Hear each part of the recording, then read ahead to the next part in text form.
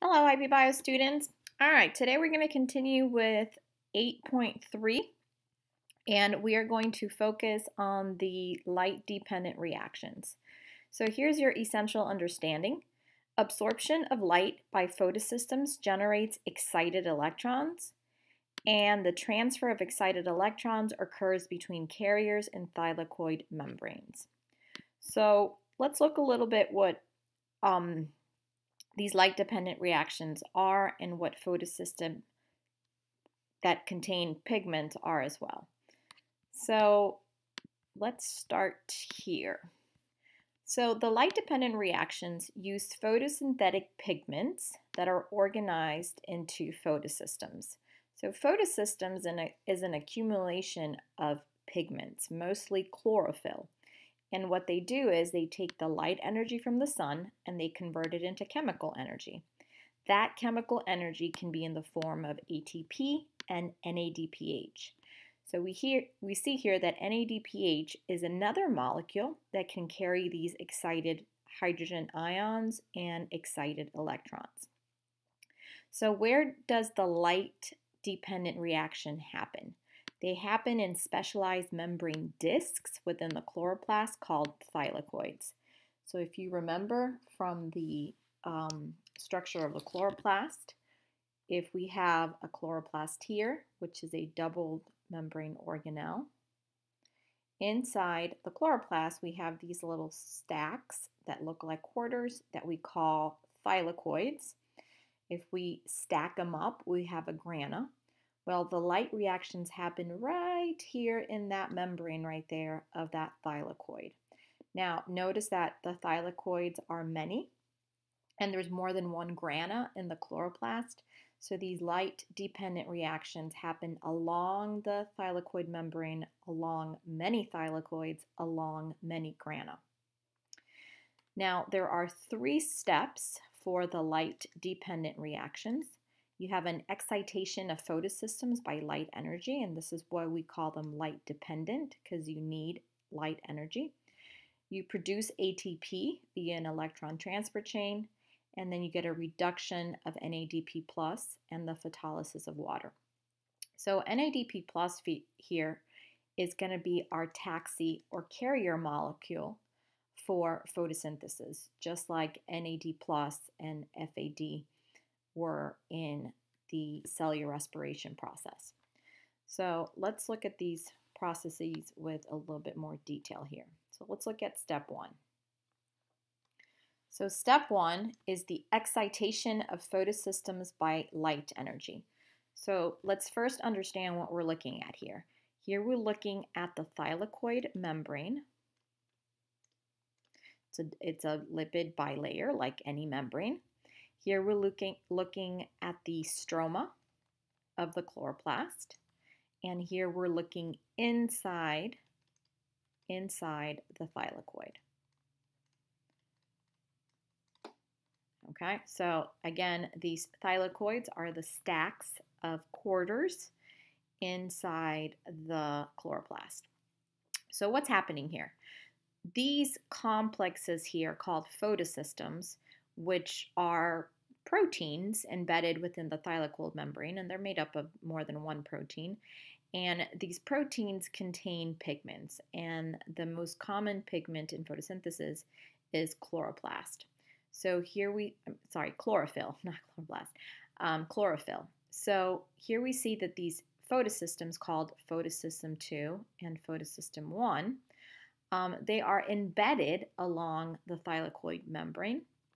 And then in between photosystem 2 and photosystem 1, we have an electron transfer chain. And then after photosystem 1, we have ATP synthase, which you've seen in cellular respiration as well. So how do these photosystems work? Well, these photosystems have electrons within them. So when light hits the photosystem, light is hitting this photosynthetic pigment known as chlorophyll that's embedded in here. And these photosystems are particular as to what wavelength of light they are able to absorb.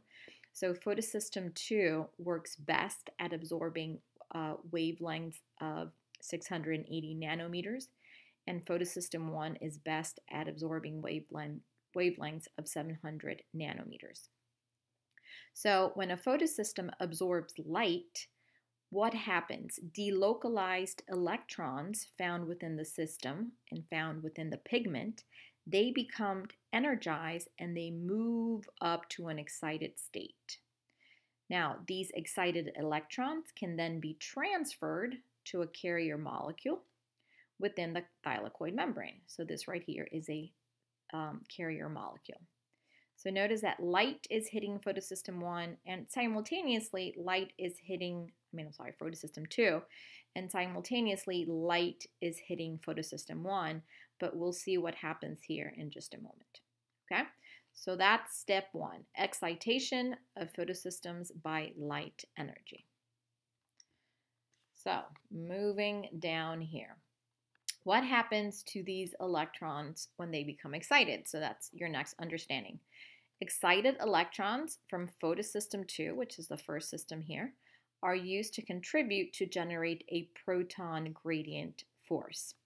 And ATP synthase, which is another molecule embedded within the thylakoid membrane, generates ATP using that proton gradient force, just like it happened in the electron transport chain in cellular respiration. So let's look at step 2. So in step 2, you have a production of ATP via an electron transport chain. So again, let's leave that right here. Again, let's look at what's happening here, right? So again, we're looking at the thylakoid membrane here. Thylakoid membrane. This section right here is the stroma of the chloroplast, and this right here is the inside of the thylakoid. Okay, so we saw how the excited electrons went to a carrier molecule, and let's label this again. This is photosystem 2, and this is photosystem 1. This is ATP synthase, and right here is the electron transport chain. So, excited electrons from photosystem 2 are transferred to an electron transport chain within the thylakoid membrane. So here they go. They're being transferred. As the electrons are passed through the chain, they lose energy. So remember, as they move from one protein within the electron transport chain to another, they will lose their energy. But that energy is not lost, right? The energy is used to translocate hydrogen ions into the thylakoid. So hydrogen ions that were found in the stroma of the chloroplast are pushed in the inside of the thylakoid. So here we see the hydrogen ions being pushed in through this electron transport chain. So this means that you're going to get a buildup of protons within the thylakoid, and you're going to get an electrochemical gradient. So you're going to end up with a high concentration of hydrogen ions here and a low concentration of hydrogen ions in the stroma. Okay. Now, where are these hydrogen ions going to go? Well, the hydrogen ions, notice where they're going. The hydrogen ions are going to return to the stroma along the proton gradient. So they're going to move from high to low via the transmembrane enzymatic protein known as ATP synthase. So here we see the process of chemiosmosis once again. Why? Because you're moving hydrogen ions via ATP synthase down its gradient along the ATP synthase protein, right? So it's osmosis because it's moving down the gradient. So chemiosmosis happens.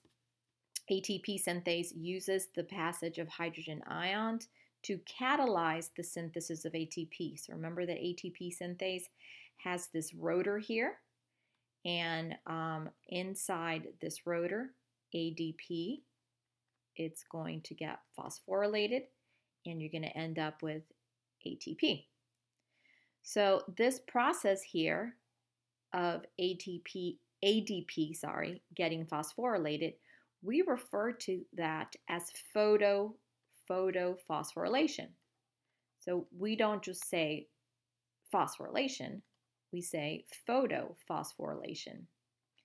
And the reason for this is because light provided, remember, the initial energy source to excite the electrons here, right? So this ATP production wouldn't be able to happen without light energy first. So this light energy here drove the systems, right, to eventually, follow through with these processes. And ATP was produced here via photophosphorylation. Okay.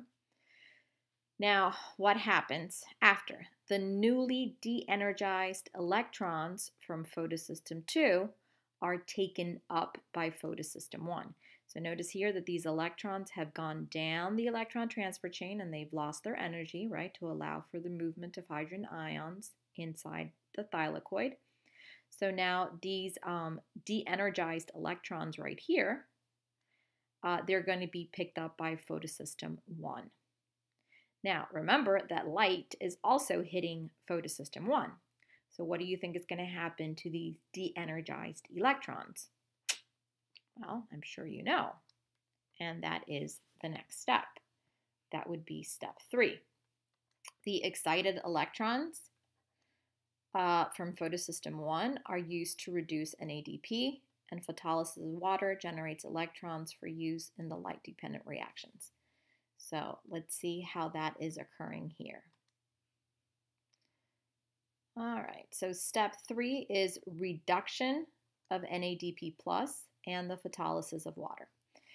So we said that in photosystem 1, light also hit photosystem 1, and here we have a de-energized electron. When light hits it, it goes to an excited state. So when the electrons go to an excited state, now they gain energy again, right? They gain energy from the light. So now these excited electrons, they can be transferred to a carrier molecule. So when they get transferred to a carrier molecule, and who's the carrier molecule? The carrier molecule is NADP+. So this is the new taxi for photosynthesis. And this carrier molecule is going to get reduced. Why is it getting reduced? Because it is gaining an electron and a hydrogen ion. And when they get reduced, they form NADPH. So remember that we said that light energy here, which is energy coming from the sun, is eventually going to get converted into chemical energy.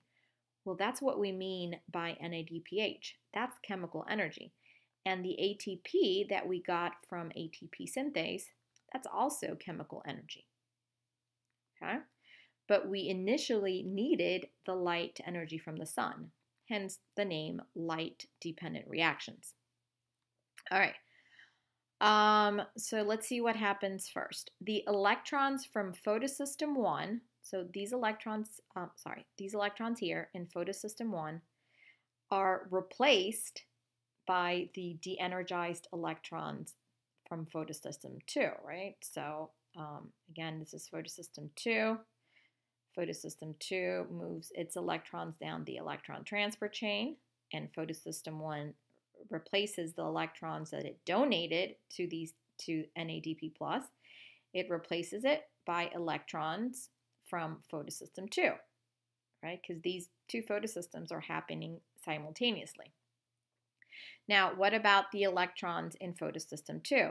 They are donated, right? So how do they get replaced? Well, the electrons lost from photosystem 2 that were donated to photosystem 1, they get replaced by electrons released from water via photolysis. So photolysis is the splitting of water.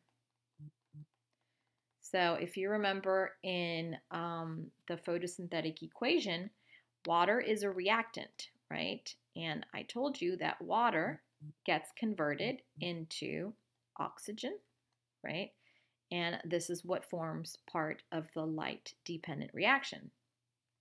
So if you split water here, right, through a source of light, and that's why it's called photolysis, because you need light to split this water, then what happens? You're going to release oxygen and you're going to release hydrogen ions. So these hydrogen ions here are going to help build the hydrogen ion gradient, electrochemical gradient, that's occurring right here inside the thylakoid membrane. So remember that hydrogens are coming in through the electron transfer chain, but also you get an accumulation of hydrogen from water that's split. So that's why you end up with a high accumulation of hydrogen ions here. Now, if we remember from previous steps, these hydrogen ions are going to diffuse through ATP synthase, right, and generate that ATP. And this is what we refer to as chemiosmosis. Now, notice that oxygen is released as a byproduct. So photosynthesis doesn't really need oxygen, right? Oxygen is just a byproduct. Oxygen is just waste. So this oxygen is going to be able to diffuse through the thylakoid membranes into the stroma, out the double membrane of the chloroplast, and then out the leaves of plants through the stomata. So that's the waste product that is produced in the light-dependent reaction. And good for us, right, that we have that waste product from plants. So here's an overview of the light-dependent reactions. Make sure that you review this. And here's a light-dependent reaction analogy, which I think it's pretty good. And we call this a Z scheme. Oops. And let's see how this plays out here. Let me start it from the, it's already playing, so let me start it from the beginning here. All right, so here we see light energy from the sun, and it excites the electrons in photosystem 2. Photosystem 2 throws that electron down the electron transfer chain, right, and various processes happen here to produce this ATP. That electron gets excited again by light in photosystem 1, and that electron is transferred to a taxi, right, which is the form of chemical energy. And then these electrons get replaced by the splitting of water.